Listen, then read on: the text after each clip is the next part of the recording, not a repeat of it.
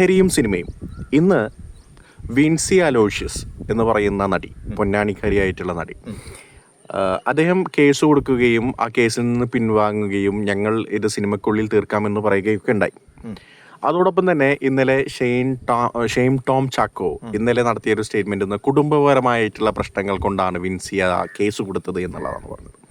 ശരിക്ക് യഥാർത്ഥത്തിൽ ഒരു കേസുമായിട്ടൊരു സ്ത്രീക്ക് അത് സിനിമയിലുള്ള മാറിയില്ലേ, വിൻസി എന്നൊക്കെ മാറിയിട്ട് ഞാൻ അതല്ല പറഞ്ഞത്.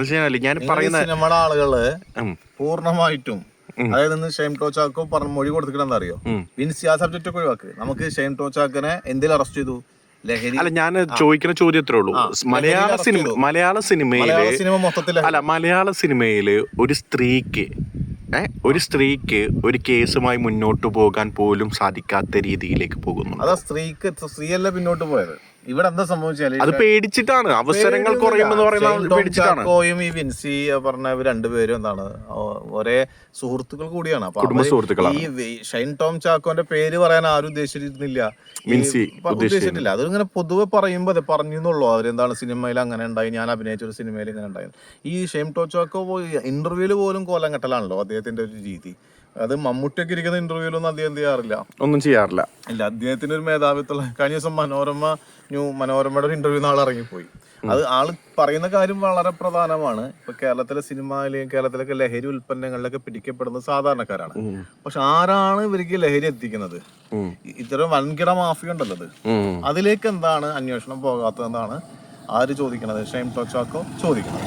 ഇന്നലെ അദ്ദേഹത്തെ അറസ്റ്റ് ചെയ്ത് വെച്ചാൽ അദ്ദേഹത്തിനെ സംബന്ധിച്ചിടത്തോളം അവിടെ റെയ്ഡ് നടന്നപ്പോൾ ഡാൻസ് ഓഫ് അദ്ദേഹം താമസിച്ച ഹോട്ടലിൽ റെയ്ഡ് നടന്നപ്പോൾ ആള് ചാടി രക്ഷപ്പെട്ടിട്ട് പോണതിന്റെ പിന്നിൽ ലക്ഷ്യം പൊള്ളാച്ചിക്കാണ് മുങ്ങിയത്. കാരണം ഈ ലഹരി ഉപയോഗിച്ച് കഴിഞ്ഞാൽ ഇത്ര മണിക്കൂർ രക്തത്തിൽ എന്ത് വരും ഇതിന്റെ ടെസ്റ്റ്. അപ്പൊ അത് ഒഴിവാക്കാൻ വേണ്ടിയിട്ടാണ് ആള് മുങ്ങിയിട്ടുണ്ടാവുക, ഒളിവിലേക്ക് പോയിട്ടുണ്ടാവാം.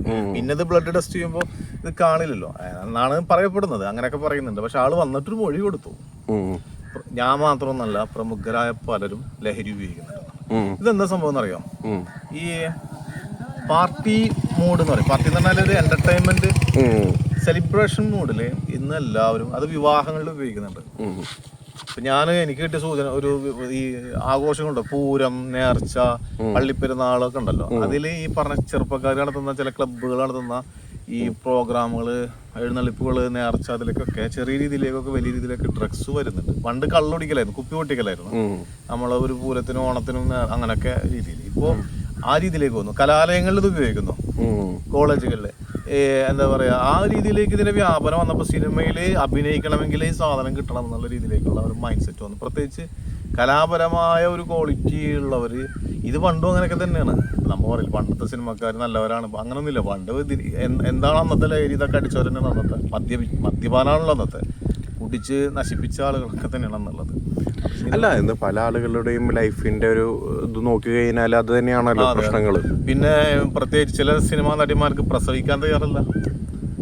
അതൊക്കെ ഈ പല വാർത്തകളും വരുന്നുണ്ടല്ലോ. അങ്ങനെ എന്താ പറയാ, അവർ വിവാഹമോചനത്തിലേക്കൊക്കെ വരുന്ന വെച്ചാൽ അവർക്ക് സെലിബ്രേഷൻ മൂഡിൽ ഇങ്ങനെ പോയിക്കൊണ്ടിരിക്കുകയാണ്. അവർ കുടുംബജീവിതത്തിന്റെ ഒരു മറ്റുള്ളവർക്ക് ഉണ്ടാവുന്ന ഒരു കുഞ്ഞ് ആ കൺസെപ്റ്റിലേക്കൊന്നും വരുന്നില്ല. അപ്പോൾ ആ രീതിയിലേക്കൊക്കെ ഇത് വ്യാപകമായിട്ട് വരുന്നുണ്ട്. അപ്പോൾ ഷെയിം ടോം ചാക്കോ കൊടുത്ത മൊഴി പ്രകാരം അന്വേഷണം നടത്തുകയാണെങ്കിൽ അത് വമ്പൻ സ്രാവുകൾ പിടിക്കപ്പെടും. മലയാളത്തിലെ പ്രമുഖ നടന്മാരെന്നാണ് പറഞ്ഞിട്ടുള്ളത്. ഷെയിൻ ടോം ചാക്കോനെക്കാളും പ്രമുഖന്മാരാരാ, അവരൊക്കെ ഇതിൽ അടിക്കേണ്ടതാണ് ആര് പറയണത്. അപ്പൊ അപ്രപാടിയിലെ ഫ്രണ്ട് ലൈനിൽ നിൽക്കുന്ന എല്ലാ ആക്ടേഴ്സും ഇതിന്റെ ഒരു ഭാഗമായിട്ട് വരുന്നു എന്ന് താങ്കൾ ആ രീതിയിലേക്കാണ് ഇപ്പൊ മൊഴി വന്നിട്ടുള്ളത്. അത് ഇവിടെ എന്താ സംഭവിച്ചാൽ കൊച്ചി ഒരു അധോലോകമായി മാറിക്കൊണ്ടിരിക്കുകയാണ് അല്ലേ. കൊച്ചി ഒരു വലിയൊരു മെട്രോ ആയിട്ട് മാറുന്നതോടുകൂടി തന്നെ അത് വ്യാപകമായി ഉപയോഗിക്കപ്പെടുന്ന ആളുകൾ. അപ്പൊ ഇതിനെ എന്താ പറയാ, നമുക്ക് ചുറ്റും കാണുന്ന പലരും ഇത് ഉപയോഗിക്കുന്നുണ്ട്.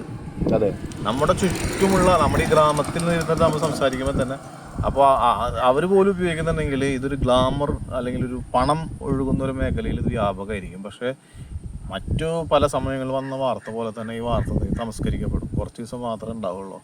പോലീസോ അല്ലെങ്കിൽ ഇതിൻ്റെ ഉദ്യോഗസ്ഥരോ ഷെയിം ടോം ചാക്കോ പറഞ്ഞ പോലെ ആരാണ് ഈ ലഹരി, ഈ പറഞ്ഞ സിന്തറ്റിക് ലഹരികൾ ഇറക്കണത് ഇവിടെ, അതിലേക്ക് ഒരിക്കലും എന്ത് ചെയ്യാനില്ല, അന്വേഷണം പോകില്ല എന്നാണ് തോന്നിയിട്ടുള്ളത്.